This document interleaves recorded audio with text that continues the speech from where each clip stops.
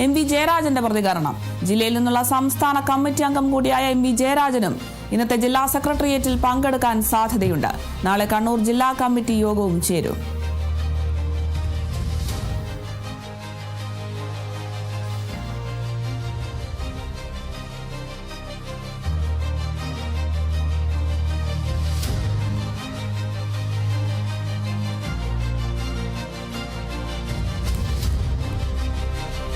ടി.ഐ. Madhusudan MLA. Dhanraj രക്തസാക്ഷി fund മോഷ്ടിച്ചെന്ന ജില്ലാ committee അംഗം വി കുഞ്ഞികൃഷ്ണന്റെ ആരോപണത്തിന് പിന്നാലെ CPIM കണ്ണൂർ ജില്ലാ സെക്രട്ടേറിയറ്റ് ഇന്നാണ് യോഗം ചേരുക.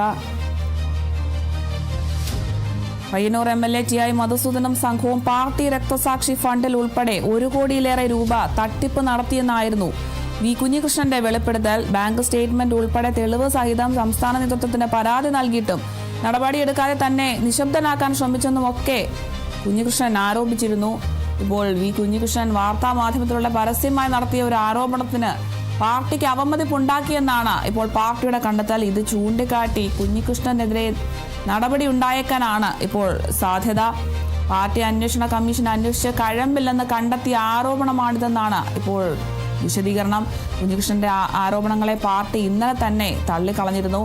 വാദം വാസ്തവ വിരുദ്ധമായിരുന്നു. മുതിർന്ന നേതാവും മുൻ കണ്ണൂർ ജില്ലാ സെക്രട്ടറിയുമായ എം വി ജയരാജന്റെ പ്രതികരണം. ജില്ലയിൽ നിന്നുള്ള സംസ്ഥാന കമ്മിറ്റി അംഗം കൂടിയായ എം വി ജയരാജനും ഇന്നത്തെ ജില്ലാ സെക്രട്ടേറിയറ്റിൽ പങ്കെടുക്കാനൊക്കെ സാധ്യതയുണ്ട്.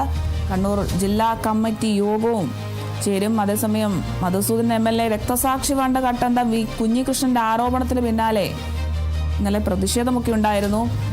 മധുസൂദൻ എം.എൽ.എയുടെ രാജി ആവശ്യപ്പെട്ട് കണ്ണൂർ പയ്യന്നൂരിൽ കോൺഗ്രസും BJP പ്രവർത്തകരും ഒക്കെ പ്രതിഷേധം നടത്തുന്ന ഒരു സാഹചര്യമൊക്കെ ഉണ്ടായിരുന്നു.